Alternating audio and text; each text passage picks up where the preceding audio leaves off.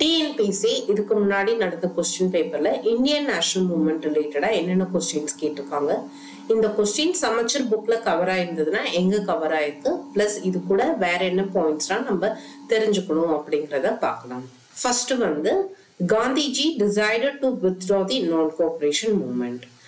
காந்தி ஒத்துழையாமை இயக்கத்தை திரும்ப பெற முடிவு செய்தார். Various incidents of violence by the masses, especially the Chauri Chaura incident, took place in 1922. மக்களால் பல்வேறு வன்முறை சம்பவங்கள் நடத்தப்பட்டன. குறிப்பாக 1922 சௌரி சௌரா சம்பவம் நடத்தப்பட்டது. அசர்ஷன் ரீசன் கொடுத்திருக்காங்க. இது ரெண்டுமே கரெக்ட் தான். ஆப்ஷன் சி தான் correct answer. Both A and R are true and R is the correct explanation of A. அதாவது 1922 சௌரி சௌரா நிகழ்வுல 22 காவலர்கள் கொல்லப்பட்டிருப்பாங்க. இதனால ஒத்துழையாமை இயக்கம் விலக்கி கொள்ளப்பட்டிருக்கும்.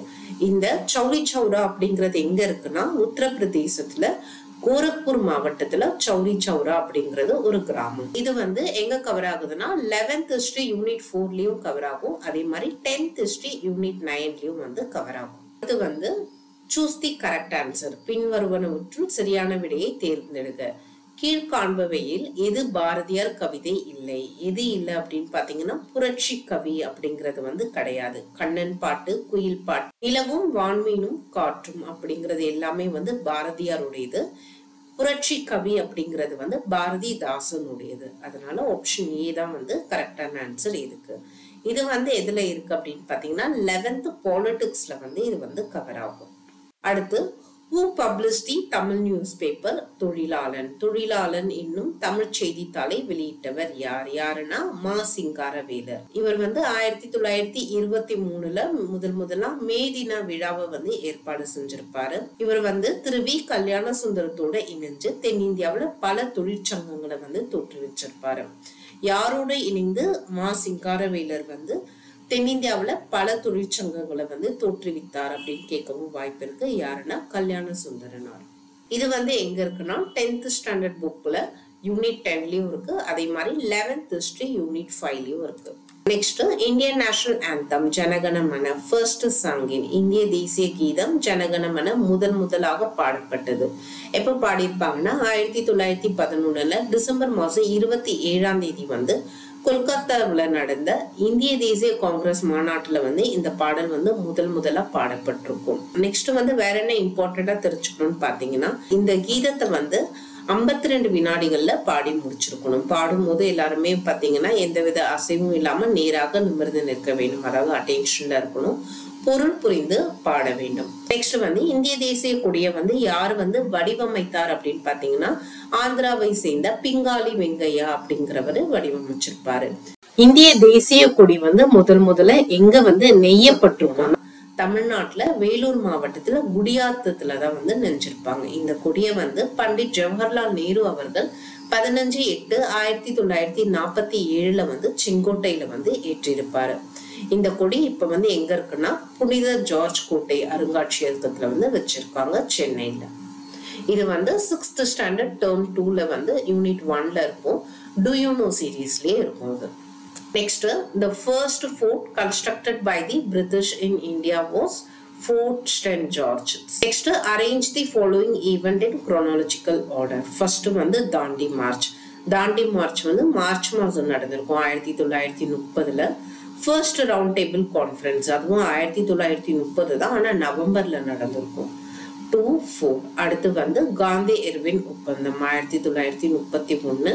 Grips mission 1942. So option B தான் கரெக்டான ஆன்சர்.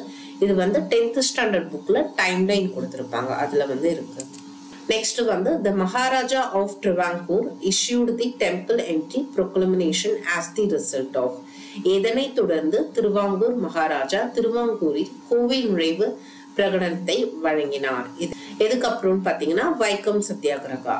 இதுக்கப்புறம் தான் பெரியாருக்கு வைக்கம் வீரர் அப்படின்னு சொல்லிட்டு பேர் வந்திருக்கும். நெக்ஸ்ட் பெரியாரை பத்தி வேற என்ன தெரிஞ்சுக்கணும்னா மதுவிலக்கு இயக்கத்துக்கு ஆதரவாக இவர் என்ன பண்ணிருப்பாருன்னா இவருடைய தென்னந்தோப்புல இருந்த 500 தென்னை மரங்களை வெட்டியிருப்பாரு. இவருடைய முக்கியமான பத்திரிகைகள்லாம் என்னென்ன அப்படின்னு பாத்தீங்கன்னா ஃபர்ஸ்ட் குடியரசு 1925, ரிவோல்ட் 1928, புரட்சி 1933, பகுத்தறிவு 1934, விடுதலை 1935. ஒரு சில டைம்ல சித்திரபுத்திரன் அப்படிங்கிற புனைப்பெயர்லயும் வந்து கட்டுரைகள்லாம் வந்து எழுதியிருப்பாரு. நெக்ஸ்ட் சுயமரியாதை இயக்கத்துடைய அதிகாரப்பூர்வ செய்தித்தாள் என்ன அப்படின்னு பாத்தீங்கன்னா குடியரசு. இது வந்து 10th ஸ்டாண்டர்ட் புக் யூனிட் 10ல வந்து இருக்கும். Next the third self respect movement conference was held at எங்கன்னா விருதுநகர்ல. ஃபர்ஸ்ட் மாநாடு வந்து எங்க நடந்திருக்கும் அப்படின்னு பாத்தீங்கன்னா செங்கல்பட்டுல 1929ல வந்து நடந்திருக்கும். சுயமரியாதை இயக்கத்துடைய சொற்பொழிவுகள்ல வந்து மைய பொருளா என்ன இருந்திருக்கும்னா இனம் அப்படிங்கிறது வந்து இருந்திருக்கும். நெக்ஸ்ட் பெரியார வந்து சிறைப்பறவை அப்படின்னு சொல்லிட்டு அடைமொழியிட்டும் கூப்பிடுவாங்க. எதனாலனா 15 வருஷத்துல 23 தடவை வந்து சிறைக்கு சென்றிருக்காரு. அதனால சிறைப்பறவை அப்படின்னு சொல்லிட்டு அடைமொழியிட்டு அழைக்கப்படுவாரு.